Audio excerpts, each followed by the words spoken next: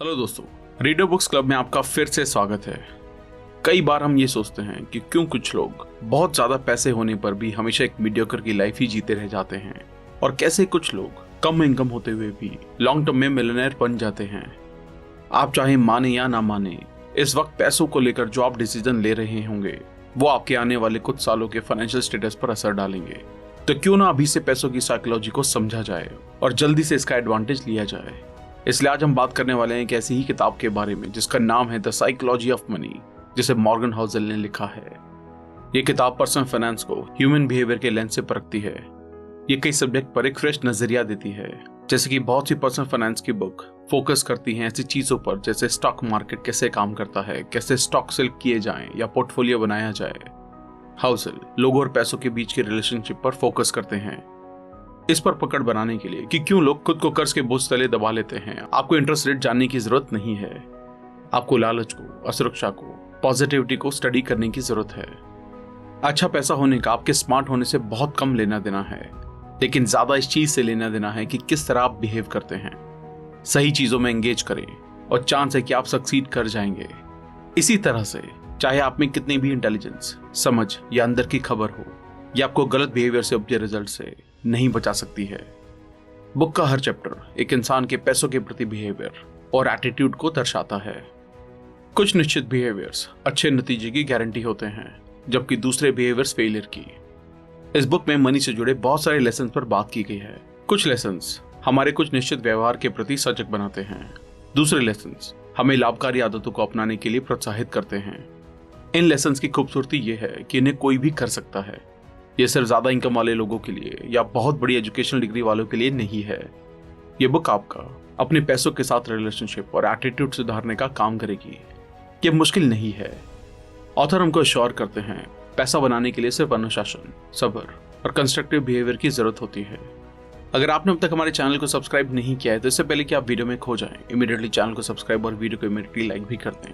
हमारा channel YouTube के best summary channel में से एक है। हमारी वीडियोस कभी कभी थोड़ी लंबी हो सकती है क्योंकि हम वीडियो और बुक के कंटेंट पर कभी भी कॉम्प्रोमाइज नहीं करते, इसलिए वीडियो को एंड तक देखना जरूरी है। और याद रखिए, अगर ये वीडियो आपको पसंद आए तो सभी जरूरतमंद लोगों के साथ इस वीडियो को शेयर करना ना भूलें। क्या पता उनकी जिंदगी इस वीडियो को देखने के बाद बदल जाए। तो चलिए फिर इस बुक के 12 इंपॉर्टेंट लेसन्स को डिटेल में समझते हैं। No one is crazy. हर एक की अलग सोच होती है कि किस तरह दुनिया काम करती है। आपका दुनिया को देखने का नजरिया कई हालातों, वैल्यूज और बाहरी प्रभावों से प्रभावित होता है। आपका अपने पैसों के साथ पर्सनल एक्सपीरियंस का दुनिया में होने वाली घटनाओं से लेना देना 0.000000001% है, लेकिन 80% इस बात से है कि आप किस तरह सोचते हैं कि दुनिया कैसे काम करती है। कोई भी चीज आपके डर और अनिश्चितता की ताकत को रोक नहीं सकती है, चाहे आप कितना भी पढ़ लें या ओपन माइंडेड हो जाएं। हम सब ये सोचते हैं कि हमें पता है कि दुनिया कैसे काम करती है, लेकिन हम इसको एक पतले से रेशे के बराबर भी अनुभव नहीं कर पाए हैं।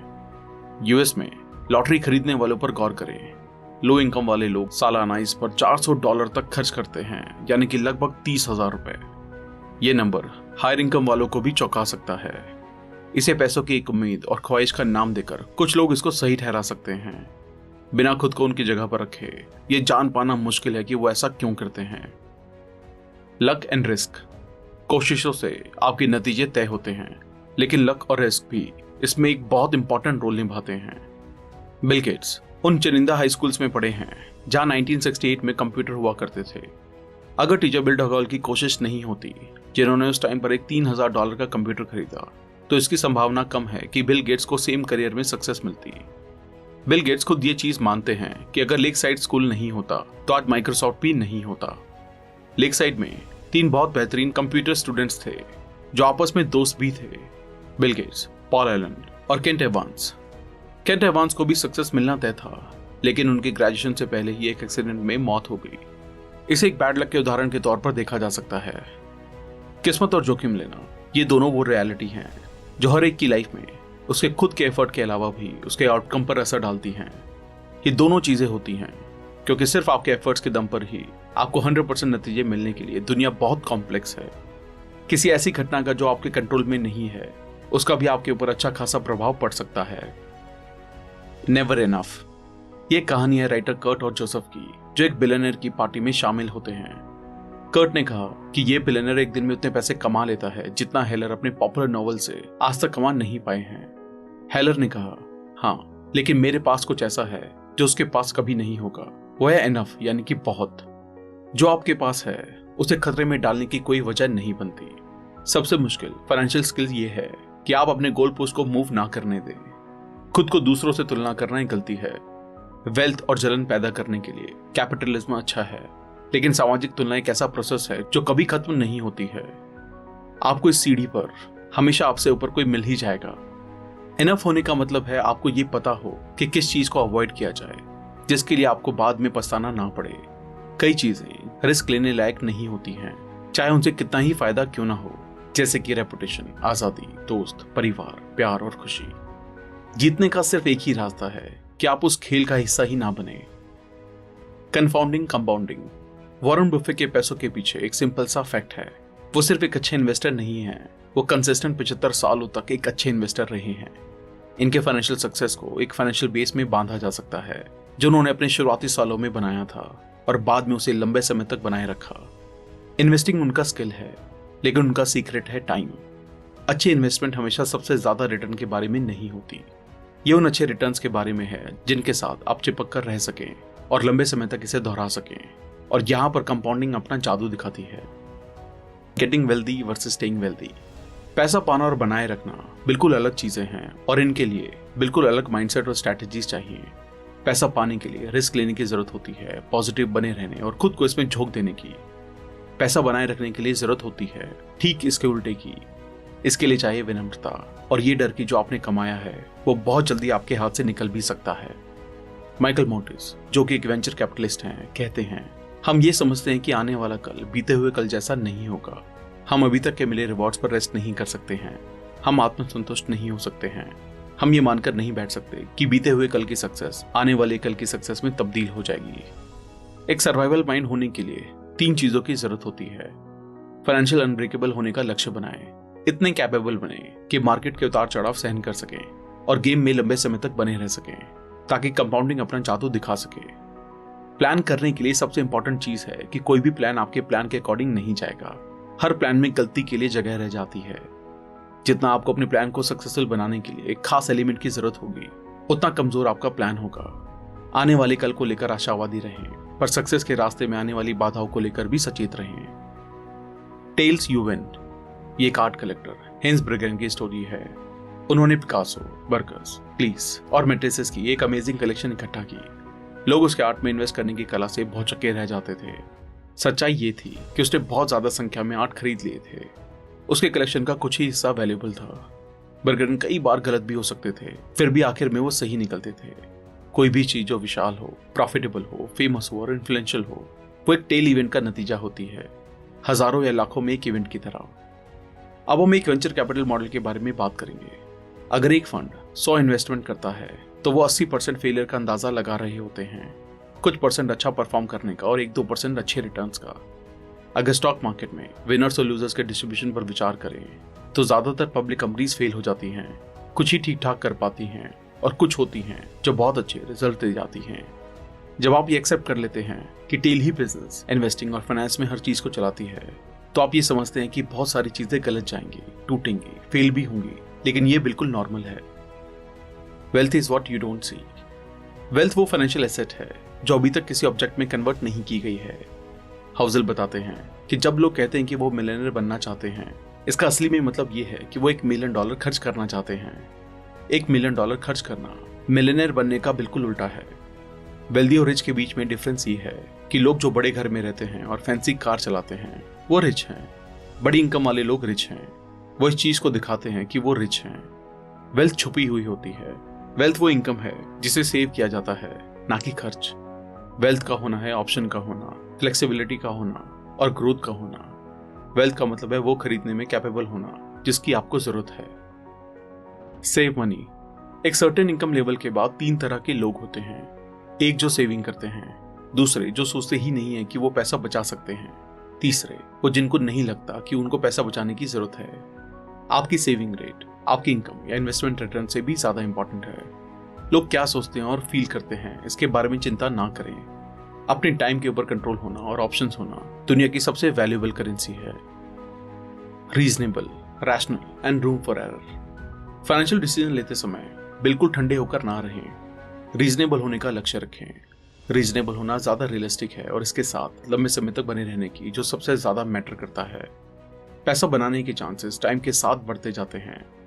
स्कॉट सैगन, जो कि एक पॉलिटिकल साइंटिस्ट हैं, कहते हैं चीजें जो पहले कभी नहीं हुई हैं वो पूरे टाइम होती रहती हैं।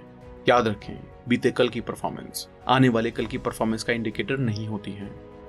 ब्लैक जैक या पोकर के प्लेयर को पता होता है कि वो संभावना के साथ खेल रहे हैं, निश्चितताओं के साथ नहीं। सबसे बेहतर प्लान ये है कि उन चीजों के लिए प्लान किया जाए जो आपके प्लान के अकॉर्डिंग नहीं जाती हों। आप इसको गलती के लिए जगह होना भी कह सकते हैं।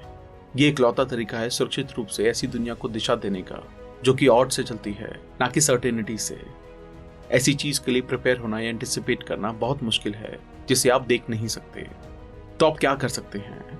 आप ये कर सकते हैं कि आप सिंगल पॉइंट ऑफ फेलियर को अवॉइड करके फेलियर के इम्पैक्ट को मिनिमाइज कर सकते हैं।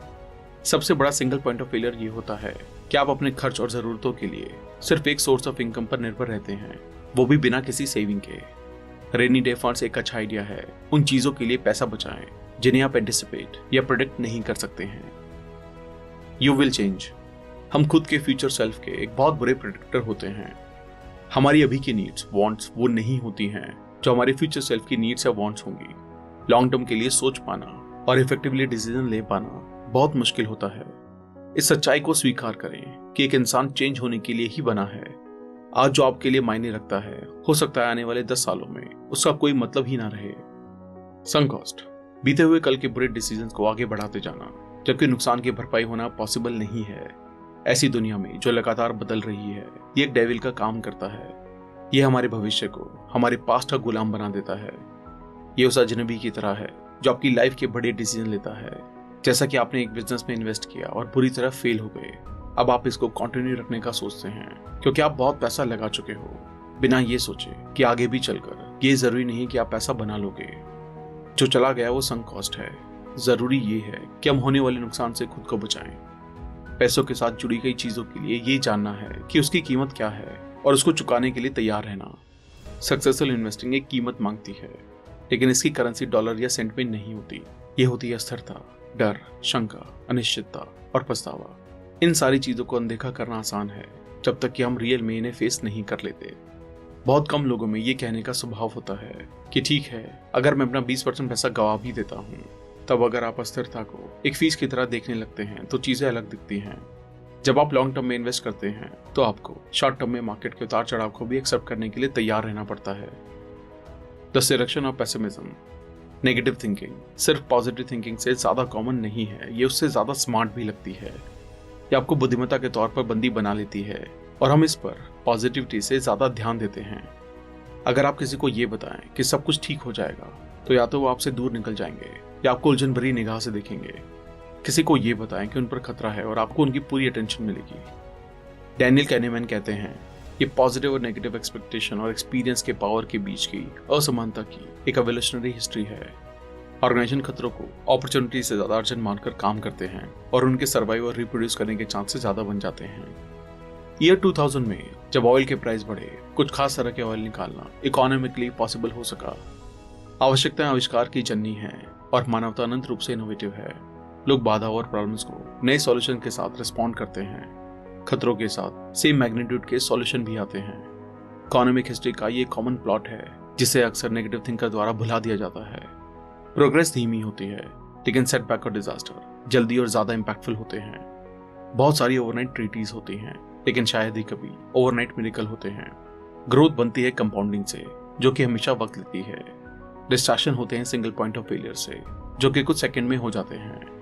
और कॉन्फिडेंस लूज होना, वो भी एक झटके में हो जाता है। कन्फेशंस। इस चैप्टर में ऑथर अपने फाइनेंशियल बिहेवियर और बिलीफ को हाईलाइट करते हैं। हाउजर के फाइनेंशियल डिसीजन की एक ही ड्राइव है, इंडिपेंडेंस। वो कम खर्च वाली एक्टिविटीज में प्लेजर खोजते हैं, जैसे एक्सरसाइज, रीडिंग, पॉडकास्ट और लर्निंग। उनके पास लोन के पैसों से लिया हुआ घर नहीं है। वो ये मानते हैं कि हो सकता है कि ये एक बुरा फाइनेंशियल डिसीजन हो, पर ये एक अच्छा मनी डिसीजन है क्योंकि इसमें कम से कम मन की शांति तो है। वो अपने 20% एसेट कैश में रखते हैं, जिसमें उनके घर की कीमत शामिल नहीं है। वो एक सेफ्टी नेट बनाने के लिए और इमरजेंसी में अपने स्टॉक बेचने से बचने के लिए ऐसा करते हैं। चार्ली मुंगर कहते हैं, कंपाउंडिंग का पहला नियम ये कहता है कि इसमें बिना वजह रोक टोक ना करें। हाउजल अब किसी इंडिविजुअल स्टॉक में इन्वेस्ट नहीं करते।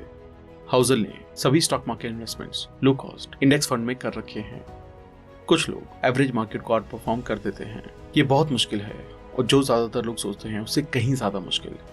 हर इन्वेस्टर को वो स्ट्रैटेजी चूज करनी चाहिए जिसमें उनके गोल पाने के सबसे ज्यादा चांसेस हों। ज्यादातर इन्वेस्टर के लिए लॉन्ग टर्म में लो कॉस्ट इंडेक्स फंड सबसे ज्यादा रिटर्न देकर जाता है।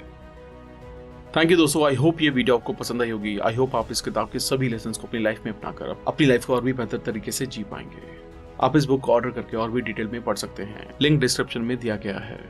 अगर आपने अब तक हमारे चैनल को सब्सक्राइब नहीं किया तो इमीडिएटली चैनल को सब्सक्राइब और वीडियो को लाइक और कमेंट भी कर दें। इससे हमारा मोटिवेशन कंसिस्टेंटली बढ़ता है। आप हमें हमारे इंस्टाग्राम, फेसबुक, टेलीग्राम और ट्विटर पर भी फॉलो करें। अगर आप हमसे कोलैबोरेशन या प्रमोशन में हेल्प लेना चाहते हैं तो हमें ईमेल करें। अगर आपको लगता है ये वीडियो दूसरों को भी लाइफ में हेल्प कर सकती है तो सबके साथ इसे शेयर भी करें। जल्दी मिलेंगे और भी बेहतर वीडियो के साथ। Thank you so much.